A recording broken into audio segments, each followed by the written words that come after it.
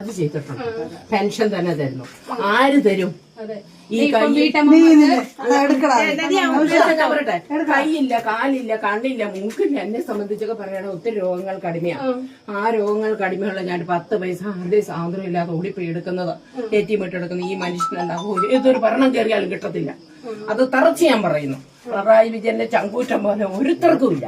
ഈ യൂഡിഎഫ് തകർക്കാനായിട്ട് നോക്കുന്ന പല അവസരങ്ങളും ആ മനുഷ്യനത് ബുദ്ധിപൂർവ്വം കണ്ട് പുള്ളി നടപ്പിലാക്കുവാണ്. പുള്ളിയുടെ അടുത്ത് പോയി ലക്ഷണം വെച്ച് പഠിച്ച് ഭരണം കണ്ടിട്ട് വേണം ഇവനൊക്കെ ഇറങ്ങിത്തിരിക്കാൻ. 18 മാസം വെച്ചാ ഈ തുണിയും പൊക്കി കുത്തി പോയി ചന്തിയിലെ പൊടിയും കുട്ടി പോയവരല്ലേ ഇവരിനി കയറി എത്ര നമുക്ക് തരും?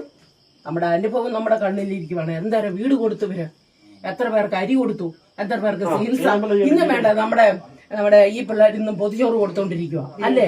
ഇല്ല, കൊടുത്തോണ്ടിരിക്കല്ലേ? ഇവന്മാര് മാറി നിന്ന് കുറ്റം പറയുമല്ലേ? ഇവരുടെ നമ്മുടെ വയനാടെല്ലാം കാശ് പിരിച്ചിട്ട് ഇവന്മാര് കൊണ്ടുവരുന്നുണ്ട്. അത് തന്നെയല്ല നമ്മുടെ MLA 2 പെണ്ണുങ്ങൾക്ക് ഗർഭം ഉണ്ടാക്കിയിട്ട് 5-6 മാസം അതിനെ പീസാക്കി എടുത്തു കളഞ്ഞല്ലേ? നമ്മുടെ ഒന്നും ഓഫീസിൽ കയറിച്ചെല്ലാം പേടിക്കണ്ട. നമുക്ക് ഏത് സമയം കയറിച്ചല്ല. വിവരമുള്ളവരെ ഞരമ്പ് രോഗിയൊന്നും നമുക്കില്ല. ഇവിടെയൊക്കെ ഓഫീസിലെ ഞരമ്പ് രോഗികൾ ഇരിക്കുന്നത്. അതുകൊണ്ട് എന്നെ പറഞ്ഞാൽ LDF ആണ് കയറേണ്ടത്. അവരാണ് ഞാൻ കഴിഞ്ഞ 2 പ്രാവശ്യവും പ്രാർത്ഥിച്ചു. കൊന്തയല്ലി കുർബാനയിൽ 2 പ്രാവശ്യം ജയിക്കും എന്നുള്ളത് ഉറപ്പാണ്. ഞാൻ അതുപോലെ തീക്ഷ്ണമായും പ്രാർത്ഥിക്കുന്നുണ്ട്. കാരണം വെച്ചാൽ കർത്താവ് കൊണ്ട് തരുന്ന പോലെ അവർക്ക് 2000 രൂപ തരുന്നു. ആര് തരും? അത് പറ.